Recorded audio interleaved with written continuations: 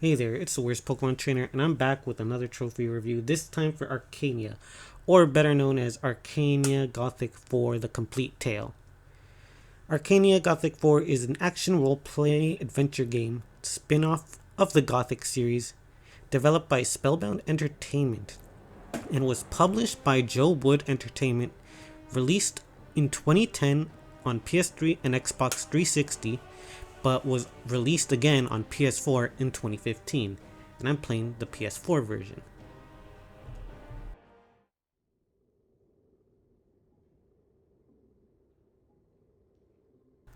This game is something else. It's a buggy yet oddly charming game. It kept me really entertained. There is one big thing to note here, that I have no idea what this story is about. I could not tell you what it's about at all. Not because the story was boring or anything like that, it's because the game's cutscenes would not play on the PS4 version. A bit of a spoiler for those who care, at some point in the game, you learn magic with a witch, and after you finish that part, the game plays a loading screen. And the next thing that happens was I'm on a beach in a completely different area talking to an NPC about things that happened that I did not see. Apparently, our village was attacked and our bride-to-be was killed, and now you are out for revenge. The only way I found this out is because I went to YouTube to look at what happened. My first time playing it, I was like, did I skip a cutscene? No, it just turns out it's bugged on the PS4. So, I didn't bother paying attention to the rest of the story because, like I said, none of the cutscenes would load in. They would just automatically skip. So, I can't talk about the story, unfortunately. But what I can talk about is my platinum experience. So let's get into it. How difficult is it to get Arcania's platinum trophy?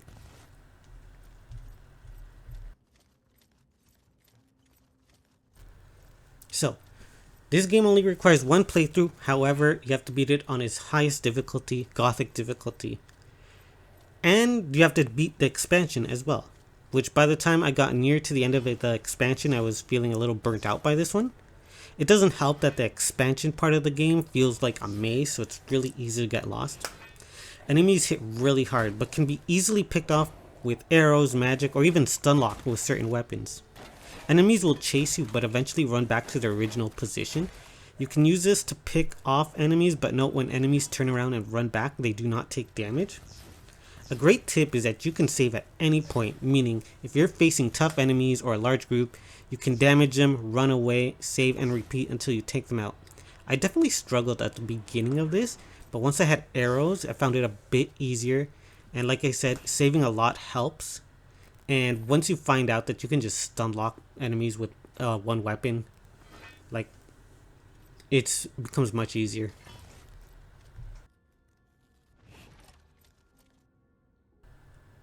There's also 3 collectibles to keep an eye out. Ancient Treasure, obtain all the ancient relics. Radiant Blessing, obtain all Eno statuettes. And Dark Reward, obtain all the Belar artifacts. I'm probably butchering the names, but these are all artifacts, relics spread out throughout the game. I believe there's 30 of each, so yeah, keep that in mind. There is a point of no return in the game at the very end, so these are missable if you decide to beat the final dungeon. So just keep that in mind. There is a good video on YouTube that shows all these locations if you need that.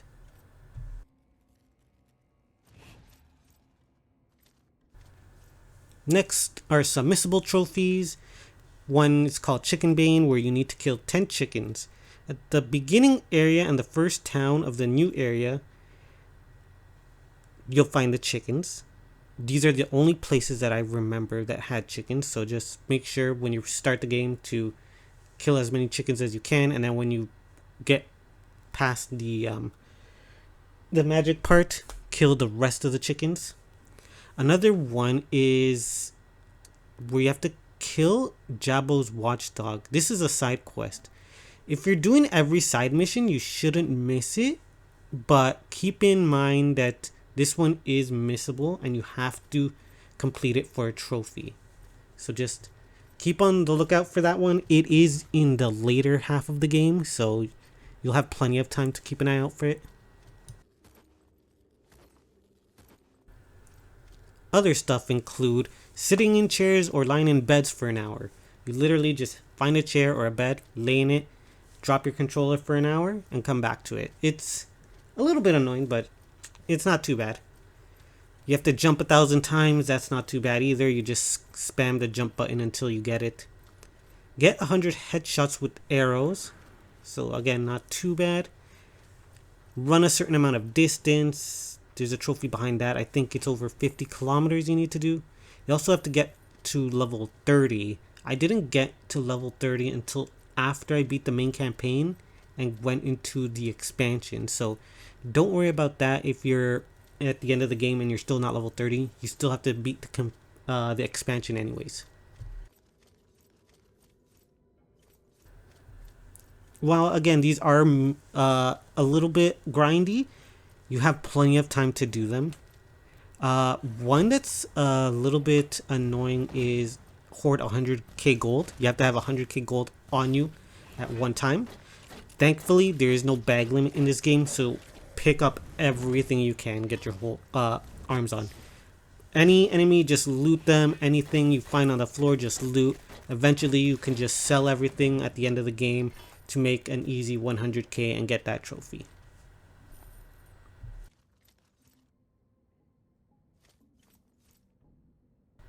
Another trophy I'm going to talk about is killing 300 enemies with magic. Normally, this doesn't sound too bad. However, I made this overly complicated for myself, so I'm going to talk about it so you don't make it overcomplicated for yourself. You actually learn magic through level ups, so you don't make the same mistake that I did, which was buy a bunch of scrolls and just use this weak ass magic scrolls. Even though I did make this error, I was still able to get the 300 kills with magic before the end of the main campaign. But again, not too bad. Just make sure you use the magic from the level ups instead of buying scrolls. It'll save you a lot of money and a lot of headache.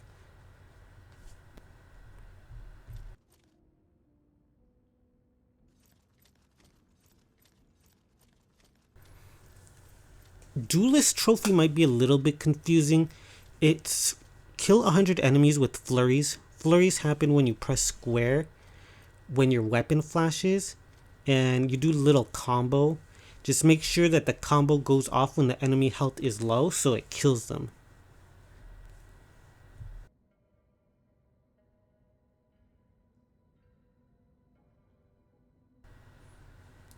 Other than that, there's nothing really too bad. Like I said earlier in the video, tips for the hard difficulty is honestly magic, ranged attacks are your best friends. You know, pick off enemies one by one if they're in a large group, and honestly get a one-handed weapon that heals you with every attack. That way you can just stun lock enemies into, you know, until they're dead and you heal up. Other than that, the only thing to really look out for is that enemies will sometimes glow green, and those green attacks are unblockable. They will go through and they will damage you. So just keep that in mind. You have to roll out of the way. You can't, you know, damage. I don't think you can damage them. I could be wrong, but they definitely don't get stunned when you hit them while they're glowing green. So just keep that in mind as well.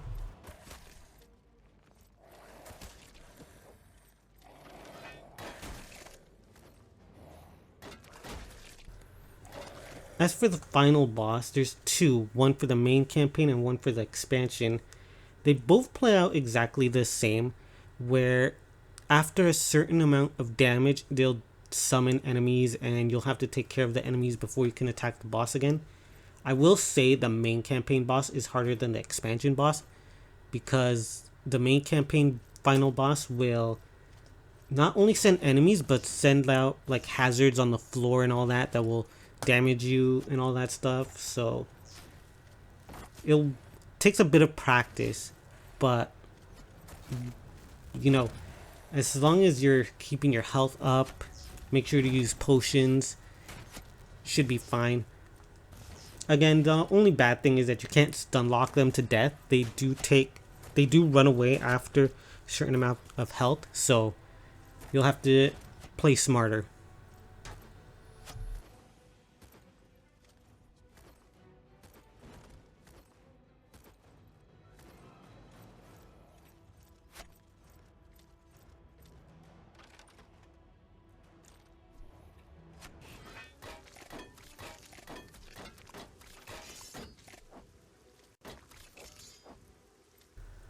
So we'll get to the trophy list here in a second. There are 44 trophies in this game, including the platinum trophy. Overall, not too bad. It's a bit on the long side. I think it took me about 65 hours to beat. I don't remember. Overall, a very surprisingly pleasant game despite the jank to it. The game definitely doesn't want you to go off the beaten paths. Like, you can't scale mountains like something like in Skyrim. The game will push you back to the main road, or whatever main road. So, you can't cheese it that way. Story-wise, again, I have no idea about the story because I couldn't see any of it. So, that's a shame. But, I mean, I also didn't really care to look up the rest of it. But again, the gameplay was surprisingly fun, you know, shooting people with magic and arrows, always a good time. But being able to stun lock enemies forever was hilarious. And the fact that you can just run away, save, and come back and just pick off enemies one by one is a godsend for the Gothic difficulty.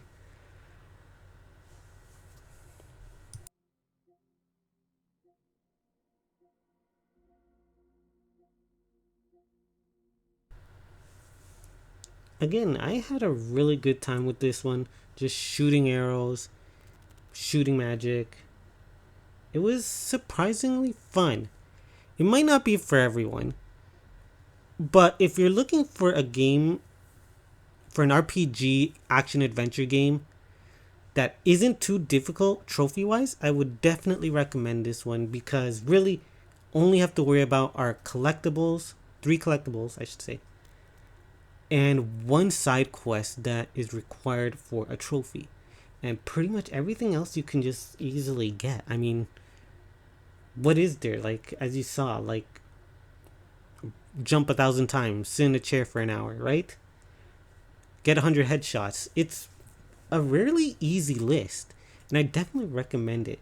Even with all this jank, I had a lot of fun with this one. But that's going to be it for me, guys. Hope you enjoyed it.